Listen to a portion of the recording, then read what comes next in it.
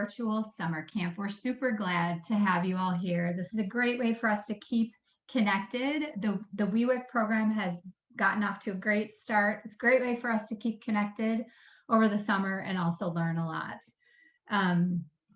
We are missing our face-to-face interaction, so we'd love for you to have your camera on if you feel comfortable. We're all going to be eating our lunch. I have some chips that I'm going to snack on here, so we all feel free to have your video on. A safe space to ask questions. So be brave and know that you are in a safe space. Share resources, share advice. Let's do this in the chat. And then really practice deep listening.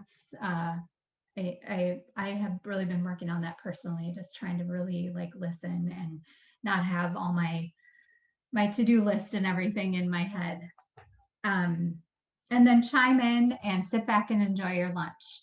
We love to have smiling faces of children with us. It makes us all happy.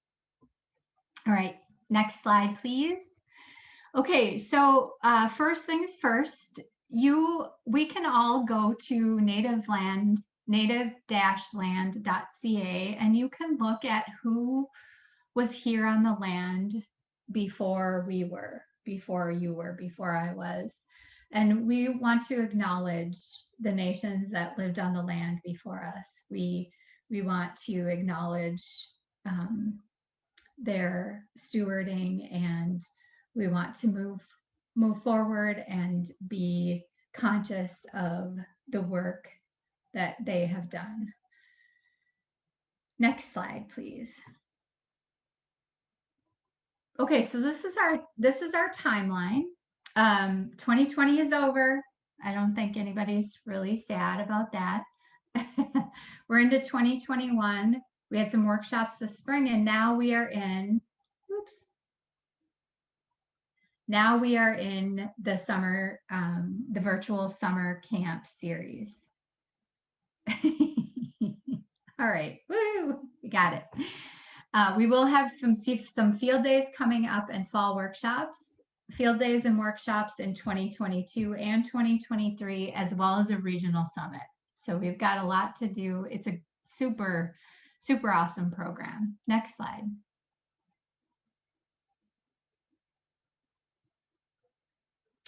So save the date. There's 2 more of this 4-part series. We've got Restoring Native Habitat in July and Restoring Regenerative Agriculture in August. So stay tuned for those. You can RSVP for those on the wewic.org website. Next slide.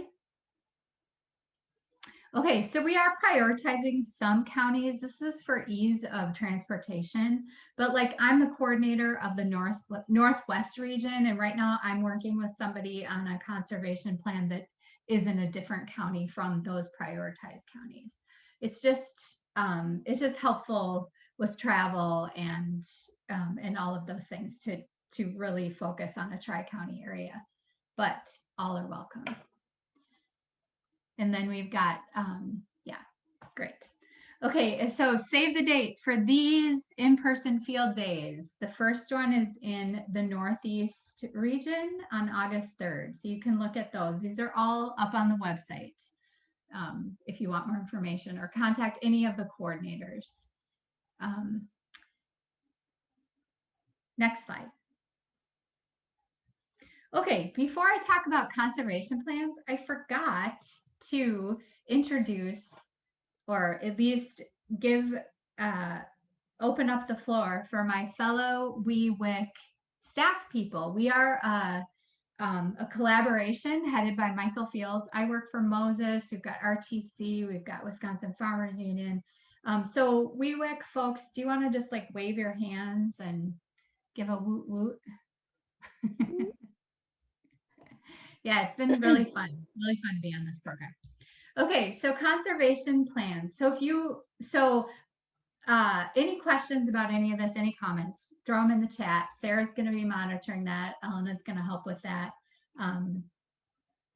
Yeah, we'll anything, just put it in there. So a conservation plan is a document that outlines decisions. So this is something that we are working on this summer. I actually am later in July, I'm going to do a field walk with my NRCS agent and start working on a conservation plan for our farm. So it's really, it's kind of like a stepping off point for getting some of these programs in place on your farm with NRCS funding, with support from people that know all these things. So if you have any questions or you're interested in doing this, I would just really encourage it and contact any of us. Put your information in the chat, and we will contact you.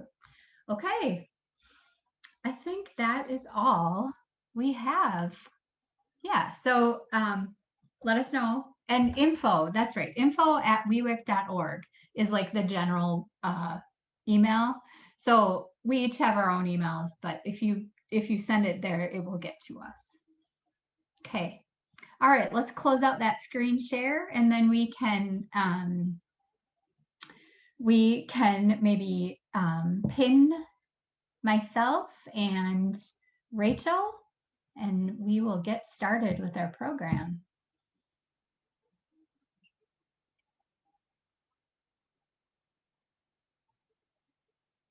All right. So I'm so excited to introduce Rachel Beressa. We've actually never, I don't think we've met in person. We've just been Zoom and phone pals. So Rachel is on her family farm, Beressa Family Farm. She also is a grazing planner for Golden Sands RC&D, and she's a conservation coach with the WeWic program. So she wears a lot of hats, and we're really happy to have her here.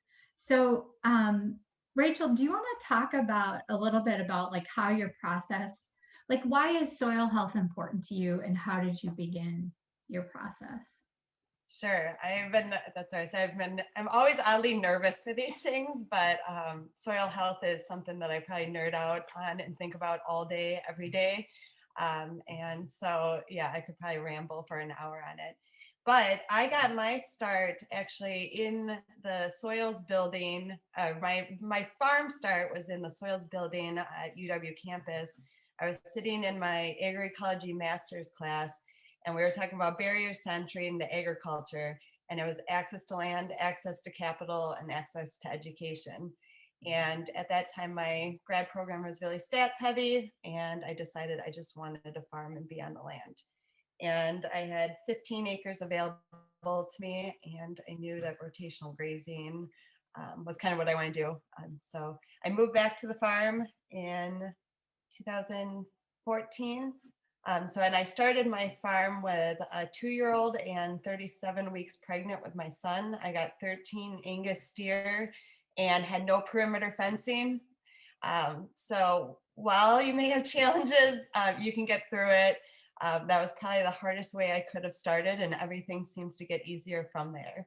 But right away, I went to my NRCS office and got started with a grazing plan. And I've been really fortunate to have worked with my NRCS office really closely as I've added acres. My goal when I started the farm was to double in size every 3 years. So I went from 15 to 30, and now I'm up over 100 acres going forward. And I've learned a lot as I've gone. Definitely wasn't as good of a grazer. And then in this last year, I think just through conversations, I've really focused on soil health as my primary objective in all my management decisions. And it's really working out well for me. So minimizing my inputs, minimizing my time, and really seeing positive results from it. So is that 100 acres fenced? It will be. So I wrote my own grazing plan. And I got the seeding in. So I seeded 40 acres, or actually 30 acres of new seeding. And then I did 10 acres of a warm season native mix that I'll be grazing during the cool season summer slump and then late season. So it will be. That's awesome. So what is your biggest tool? What is your best tool for soil health? Livestock. So I say I'm, farming, if you're farming for the soil, I basically am using the livestock as a tool to grow my soil, and then as well as the grass. So when I'm making management decisions, it's, yeah, how can I get this soil working more for me? The fact that the soil is capable, we underestimate all the power that the soil has and can do and the functionality of it. So if you're constantly trying to improve the functionality of your soil, you're inherently going to improve the health of the whole system. So talk about some of those management decisions. What are those? It's easy with grazing. There's, and I'm sure Jamie will probably go into some of the soil health principles, living cover, limited disturbance, integrating livestock on the land, lots of diversity. So I'm managing so grazing inherently is really conducive to soil health. And then within grazing, I step it up a notch and kind of do a few other things that, the goal is to enhance the diversity. So I do kind of extended rest periods. And it's with grazing, you got density, duration, rest, and residual are your tools that you're using. So how you can use each of those tools and tweak management in order to achieve your goals. So yeah, trying to get a lot of diversity above ground, below ground is important. Yeah, makes it all stronger. So when we talked before this, kind of in preparation, you talked about how you use your farm as kind of an experiment that then you can help other people write grazing plans and build soil based on your results. Do you want to talk about that a little bit? Sure. Well, my biggest thing that I tell everyone is make lots of observations. You take lots of pictures, pay attention to what you see and what you don't see, pay attention to the birds, which ones you see, which ones you don't see, the bugs, weeds, everything, and try to ask why that is there and why that isn't there. And then just kind of always asking those why questions. But yeah, I do.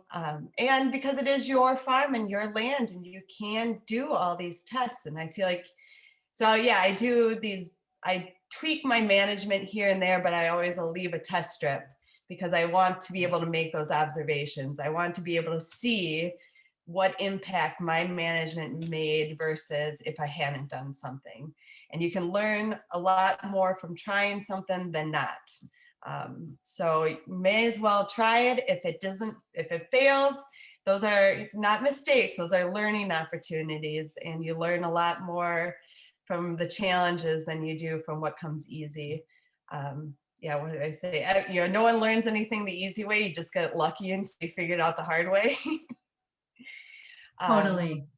Yeah, and it's just, it's your land and you can learn it in just a much different way.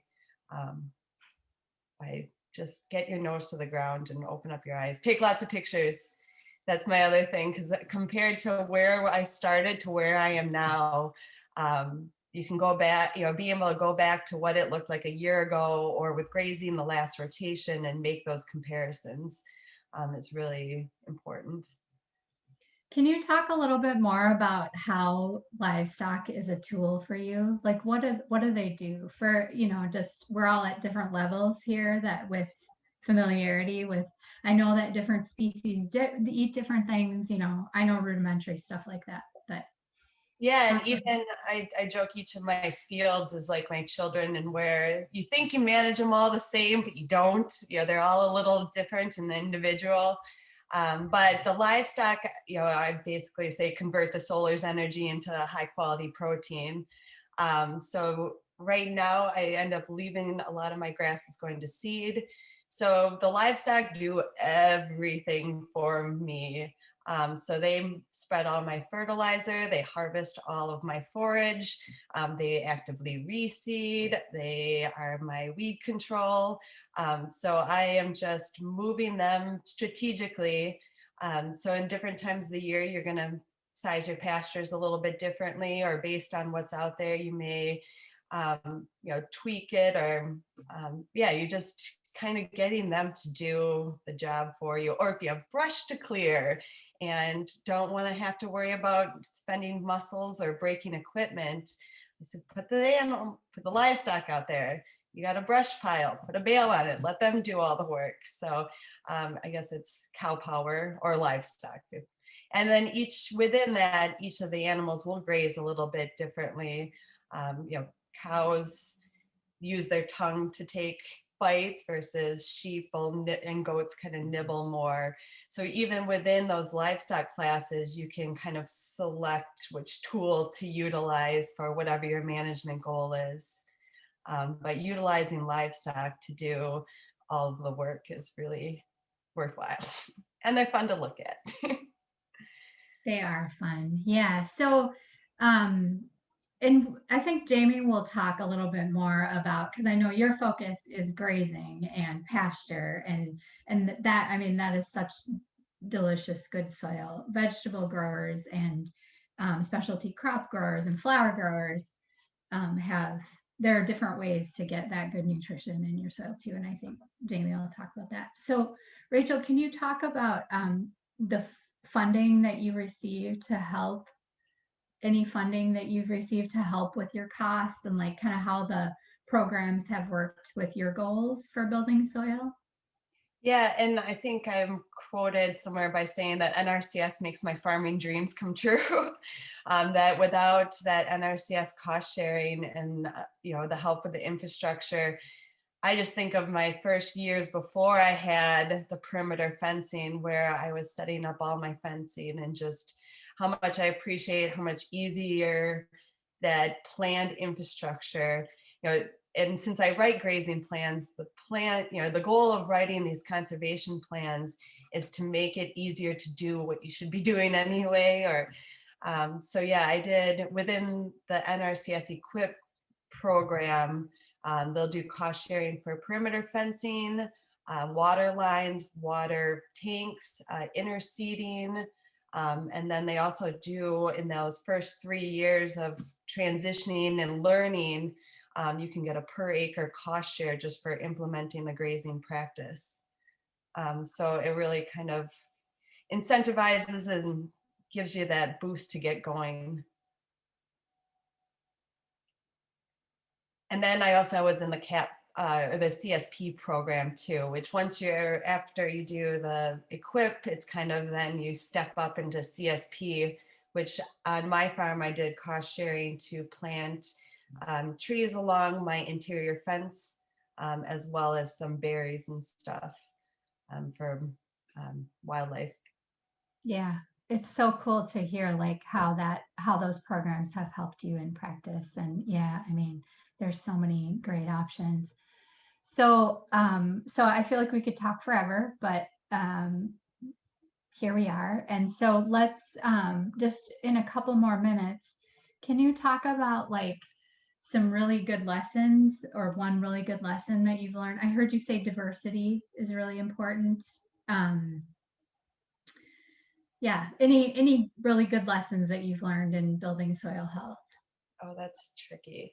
Because I feel like there's so much, and there's so much more that I'm continuing to learn. But I was also just wanted in my notes was just to talk to other people.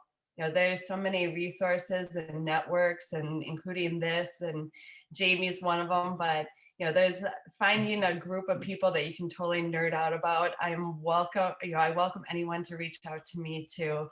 I can talk about this stuff all day, every day. I was at a potluck last night talking about dung beetles. I was that person. and we were talking about in a garden and using cover crops, and what they should or could do, and emphasizing that diversity, and that no matter what scale you're at, that a lot of these tools can be used too. The principles are kind of the same. Your tools and management might just be tweaked a bit. How many years have you been on your land? I moved back in 2014. So 2015 was when I got that herd of cattle. And I always know because it was the year my son was born. I know. That's so funny because that's the year And they my got son out. was born. They got out the first day I got them, and all the neighbors thought I was going to go into labor. And your worst days can make your best stories. So remember all those gritty, gory details because it just makes for a better story down the road. And luckily, he was Totally. a week late, so I had a whole month to get used to farming before I had a newborn, and then pushing a stroller and chasing cattle. So were you chasing cattle 9 months pregnant? Oh Is that what yeah. I'm hearing? Yeah. And then I got the four-wheeler stuck and I didn't know how to put in four-wheel drive. So I was pushing the four-wheeler out of the mud and horrifying all of my neighbors. And yeah, since then, I mean, there's a line in kind of regenerative farming. If your neighbors think you're crazy, you're probably onto something. You're probably doing the right thing. And so I am surrounded by a lot of male men farmers, and I continue, and they try to tell me, well, you need to do this, and why aren't you doing this? Because that's what you're supposed to do. And so, yeah, out of spite and just to challenge it, I don't. So I I think that's love it. great. And that's how, you know, those growth edges, that's how people learn. Yes, yes. All right. Well, Rachel, I could talk to you all day and we could listen to you all day. Thank you so much for sharing with us. And um, you are available on, do you want to put your, like your Golden Sands RC&D contact in the chat or something like that, if you're comfortable with that? Yeah, I will definitely. I'm excited to hear Jamie's presentation. I won't be able to stick around after too long. I got to go get kids from summer school. But yes, I look forward to talking to all of you. Thank you so much.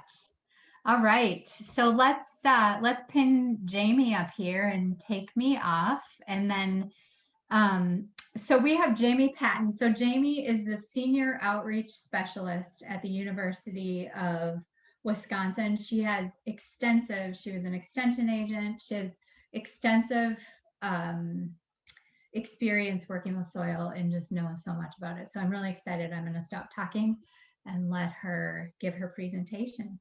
All right, Jennifer, are you seeing the right screen? Did I get it right? Yep, Does it it look looks great. perfect? All right, so I have just a short amount of time, and this is what's so exciting. I know the question came through the chat. How do you build soils? And it's like, oh, if only we had like 6-7 hours, this would be a really exciting discussion, but I have 15 minutes. So we're gonna concentrate on one soil property, just one, and that is soil organic matter. And that's because oftentimes many people believe soil organic matter is the keystone, the linchpin to soil health. So yeah, so when you talk to farmers, when you talk to people, landowners in general, we've lost a little soil organic matter over time since we've opened up this land for cultivation.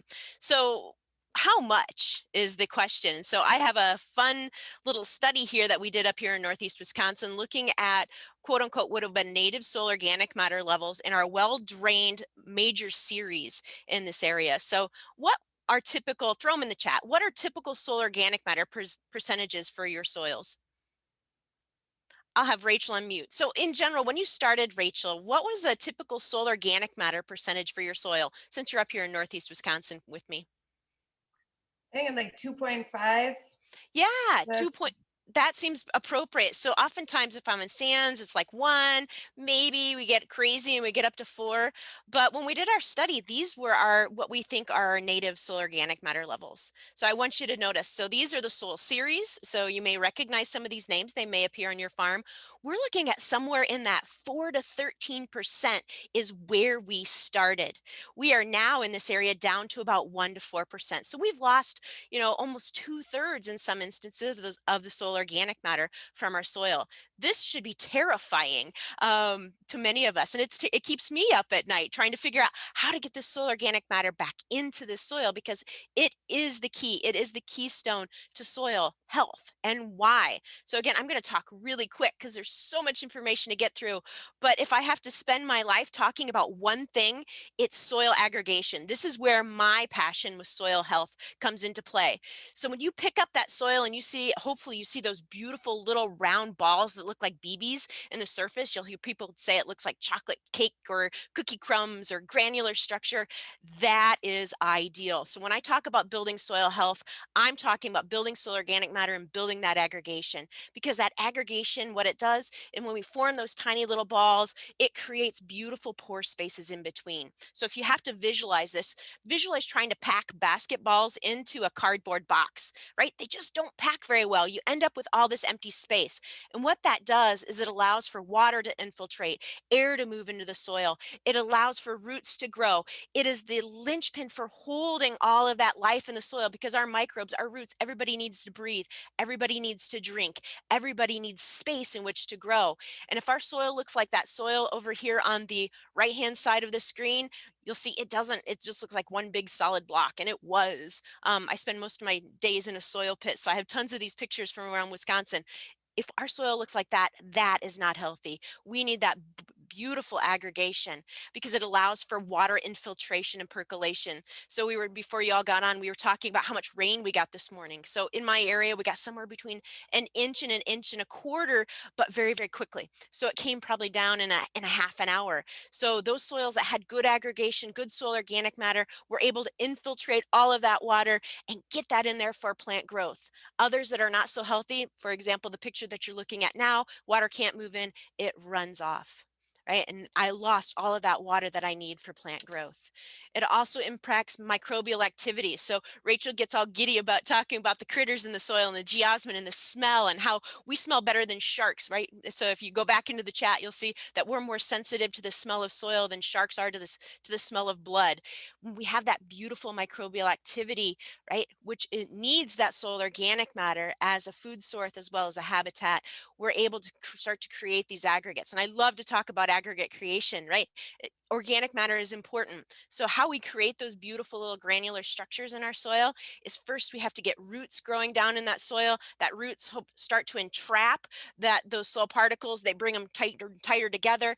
Those roots stimulate those microbes that you see here to help produce those glues. That soil organic matter produces that glue. And over time, between the microbial activity and the root activity, we start to compress these soils into these tiny little balls and glue them together. So roots and microbes are key. Soil organic matter is key to building that aggregation. And it's also key to nutrient cycling, right? So when we look at our soils, they have the capacity and natural systems to provide the nutrients needed to support that forest, support that prairie. We're in high intensity agricultural systems. Oftentimes we need to cycle nutrients more quickly than we do in those natural systems. And the only way we can cycle those nutrients appropriately is not only have that good physical structure, but have that organic matter back, right? Because when we look at 1% organic matter in our soil system, 1% organic matter contains 1,000 pounds of nitrogen, 100 pounds of phosphorus, 100 pounds of potassium, 100 pounds of sulfur. It doesn't all cycle through immediately, but over time, as the microbes break that down, those nutrients become released. And so that organic matter not only releases those nutrients slowly over time, so for plant uptake, but also it has those negative charges, as many of you know, and help to store that nutrient once it becomes plant available against leaching losses. So my very, very quick overview of soil organic matter: it is soil, right? It is providing air, it's providing water, it's providing microbial habitat and food, it is providing nutrients. So soil organic matter, you must get more soil organic matter into your soil, right? And we want, when we look at this diagram from the University of Minnesota, we need those fresh residues, right? So those microbial carcasses, those plant residues, those root dying back roots, those are the fresh residues. They're providing that energy source, that carbon source, that nutrient source for those microorganisms. And over days to months to years, as the microbes continue to break that down, we take those fresh residues into that stable organic matter, which many of us know as humus. That humus is important for cation exchange capacity, holding on to those nutrients. It is important for those glues. So this whole process, and we could talk days about the organic matter decomposition process, but the key is getting organic matter into the soil.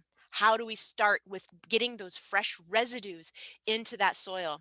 So One, to add those residues, you'll see we were asking how livestock can be used in a system. I love manures. Manures are one of my favorite additions into the soil. They are fresh. They're ready to be decomposed. They're high in nutrition. So if they're being applied at the right rate, right time, right place, they're excellent nutrient sources. Compost, organic byproducts. So getting that organic matter in, getting that root system, and we'll look at a slide here for those of you who want to geek out a little more on the, or nerd out, as Rachel says, as we start to nerd out on soils, we'll look at a scientific study here on the next slide, but getting all those different roots in there. And more importantly, so I know many of you are, as we talked, anywhere from flower systems to maybe a pollinator habitat in your backyard to grazing to a traditional row crops. We're running the gamut of agricultural systems, but the key, no matter who you are and what you're doing, is roots. As many roots all the time.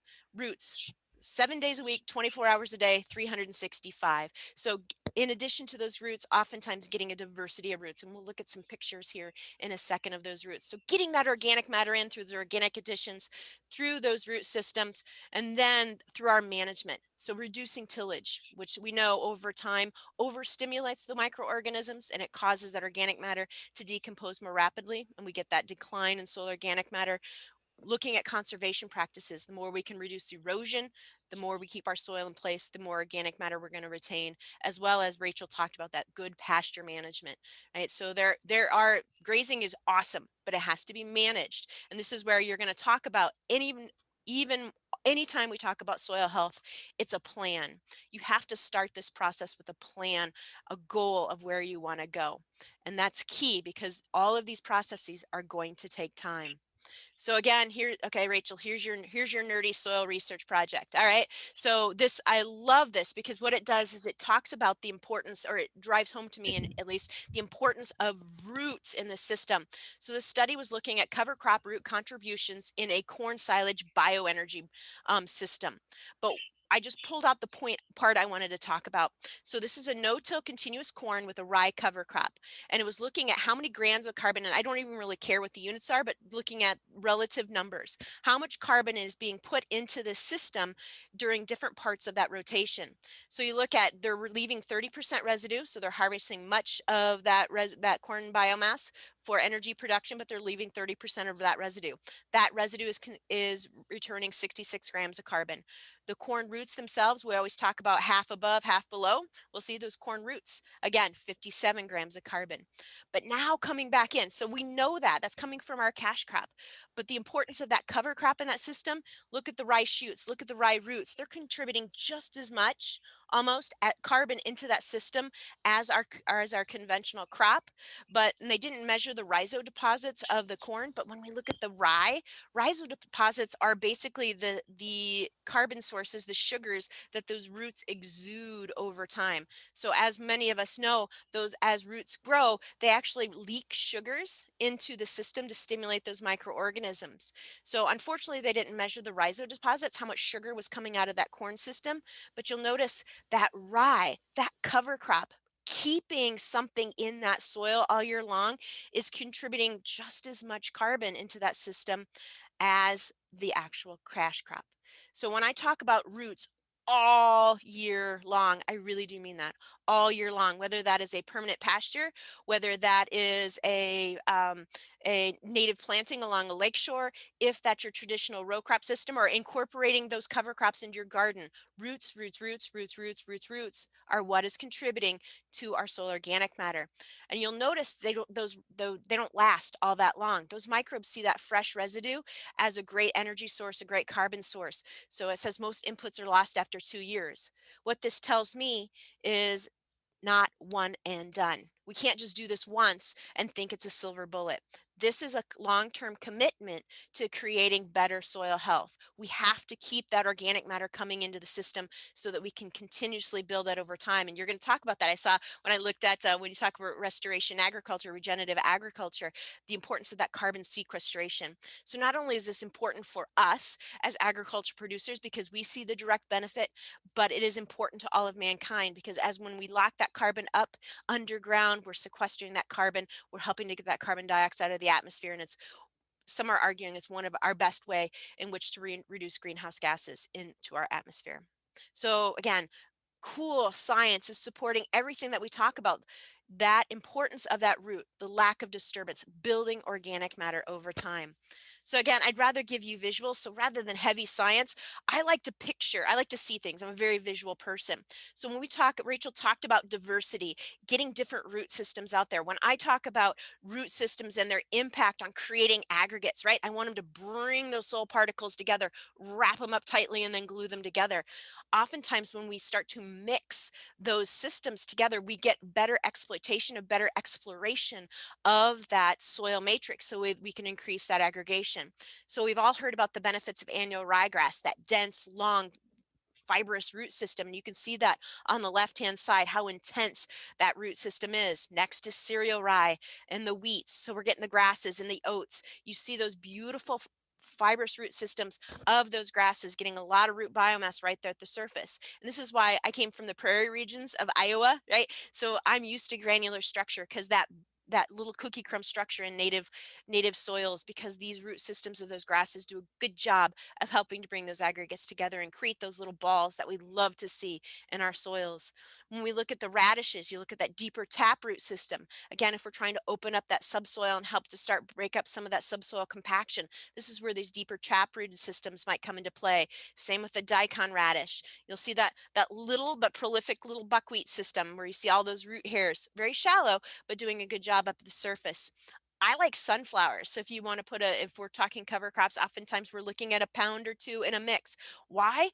A lot of times when I did get into a soil pit, I see platy structure. I see soil that looks very, very compacted. Instead of having little balls I got to find my, there, little balls in the soil. Instead, I have plates stacking on top of each other. And I can just imagine the sunflower root system getting in between those plates and starting to press them apart, right? Pulling them apart, helping to recreate that aggregation. So I love that very wide root system of that sunflower. We see that beautiful root system, the hairy vetch, the barley, the winter pea, the rapeseed. So also canola, where we get again that brassica getting that wide root system out, as well as the fava bean. So clovers oftentimes look a little more like the winter pea. They're a little more bunchier, a little more like that fava bean. If you're not looking at cover crops and you're looking more at a native system, so Rachel talked about that warm season pasture that she's going to be planting. So when we look at the native plants here, you can see right here in the center, and I know it's harder for you to see, but right next to the echinacea, right next to the coneflower, right, is big blue stem. Look at that nice fibrous root system of that warm season grass. You'll see the switchgrass over there towards the by the wild indigo, which has the little pointy conical type flowers. But look at this diversity of root systems. And when we think about those beautiful prairie soils, if you've never had the opportunity to see one real life, go to Iowa, dig a hole, right? Stare at it in that native prairie and see how beautiful it is. This diversity in root system has created that opportunity for healthy soil by that continuous input of carbon, the continuous input of soil organic matter, plus these aggregation by these root systems. So over on the left-hand side, usually when I'm talking to homeowners, you see that tiny little sad root system over there. That's what your turf grass looks like. So if you've ever tried to dig up turf, it's pretty easy, right? You just kind of pick it up because it doesn't really have a root system. If your lawn looks like mine right now, it's dead because of lack of rain. You start to understand why. It just doesn't have the root system. So if I'm trying to build soil health, lawn grass is not where I go. I'm going to go to a different species altogether. But the key to building soil organic matter is it takes long-term management practices. And so this is why when I talk to homeowners and I talk to landowners, it is not a one and done. You have to set a goal, and we're looking 5 years out, we're looking 7 years out, we're looking 10 years out to really see dramatic changes in our organic matter on soil test to change. So it's not an overnight process. You're going to start to see the benefits of soil health practices immediately, but it's not going to show up on your soil test report as organic matter changes right off the bat. So I realize, and this is where balancing those farm needs versus the soil needs. So in all reality, if we were truly interested in soil health, we'd plant everything back to native vegetation and be done with it, right? But I need to eat, so I need farmers. I need, I need broccoli. I need Rachel's cows. I need that food. So we can't always have that native system. So we need to balance the need of the soil and those carbon inputs, the water inputs, managing less tillage, so on and so forth, with our farm and our profitability and our own human needs. Proper nutrient management, I would be remiss. Remember, I'm a nutrient management. I work for the Nutrient Pest Management Program. I have to talk nutrient management. To build soil health, it takes proper nutrient management. So not too much. We know that, but oftentimes it's not too little. Oftentimes, when we talk about managing cover crops, I may talk to you about adding a little bit of nitrogen into the system, right? I need to make sure that I have good root growth, because the better my cover crop does, the more productive it is, the faster I'm going to get to my soil health goals. So there is a nutrient management balance in there. But more importantly, time. We got to this point where I only have a third of my organic matter left. It took me 125 years to get to that point, to where we're at today, from that 13% organic matter in the Simcoe to maybe the 2 to 3 that we have today. It's going to take me some time to get back there. Hopefully not 125 years. But in all reality, we need to have some opportunity, have realistic expectations of what is going to occur, and every little bit helps. So monitoring that over time is important, because what we don't want to see is our soil to look like this. All right. So that's my trusty soil knife. She's been with me for a good 15, 20 years now. So everybody has their favorite tool. That one's mine. Right. If you look at the soil, does it have much organic matter? It's that brown color, right? Light brown color. Does it have good granular structure right there in the center? If you were an earthworm, if you were a root, don't want to grow there. So there's an opportunity here to improve this soil. So with that, I think I probably went over time, but that's typical of me. So questions? Let me stop and share. You were awesome. You did not go over time. You were great. Thank you, Jamie. I You betcha. feel my mind is a little blown. I think I'm gonna have to go back. I'm gonna have to go back and watch that a couple times, but thankfully we can, because that was amazing. Thank you. I love those pictures of the roots. Yes, aren't Oh, those great? It helps us visualize this. So, and those came out after a long, and you'll notice if you get the opportunity, you can Google those. Those are brand new. They actually have a depth scale on the side, which you probably couldn't see, but some poor person had to measure these and wash these out of the soil. So if anything, appreciate some poor graduate student who spent way too much time washing roots. If you've ever had to do it, it's really terrible. But they're great visuals that just came out. So they're excellent. yes. So. We'll have these resources available to you afterwards. Yeah. So, wow. Okay. Well, thank you so much, Jamie. I appreciate it so much. And you are willing to, are you willing to share your contact info? And yeah. Okay. Yeah. Great. Sorry, I muted myself. Yes, please. Awesome. Thank you.